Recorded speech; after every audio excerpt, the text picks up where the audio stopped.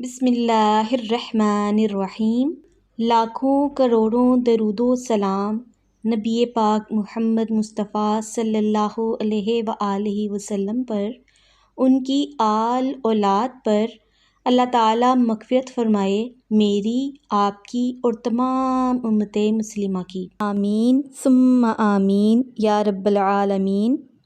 السلام علیکم ورحمۃ اللہ وبرکاتہ۔ جیسا کہ آپ سب جانتے ہیں کہ ہم نے پچھلی ویڈیو میں حضرت اسماعیل علیہ السلام کی شادی اور پھر طلاق کی وجہ دریافت کی۔ آج ہم اس کا دوسرا حصہ ملاحظہ کریں گے۔ حضرت اسماعیل علیہ السلام نے فرمایا، اے میری بیوی، وہ تمہارے پاس تشریف لانے والے میرے والد محترم حضرت ابراہیم علیہ السلام تھے، اور وہ دہلیز تم ہی ہو جسے انہوں نے برقرار رکھنے کا حکم دیا ہے۔ بخاری۔ حضرت ابراہیم علیہ السلام نے اپنے بیٹے کو پہلی بیوی کو ناشکری کی وجہ سے چھوڑنے اور دوسری بیوی کو شکر گزاری کی وجہ سے اپنی زوجیت میں رکھنے کی نصیحت فرمائی تھی۔ فرمان الہی ہے۔ ترجمہ: اگر تم شکر ادا کرو گے تو میں تمہیں اور زیادہ نعمتیں دوں گا، اور اگر ناشکری کرو گے تو یاد رکھو میرا عذاب بھی بہت سخت ہے۔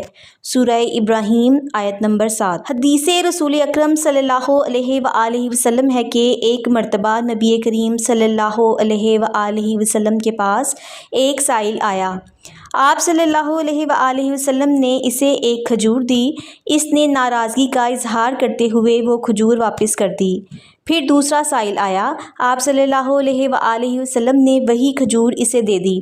اس نے بڑی خوشی سے وہ کھجور لے لی اور کہا کہ یہ اللہ کے رسول صلی اللہ علیہ وآلہ وسلم کا تحفہ ہے۔ یہ دیکھ کر آپ صلی اللہ علیہ وآلہ وسلم نے خادمہ کو حضرت ام سلمہ رضی اللہ تعالی عنہا کے پاس بھیجا کہ ان کے پاس جو 40 درہم رکھے ہوئے ہیں وہ بھی اس سائل کو دے دو۔ مسند احمد۔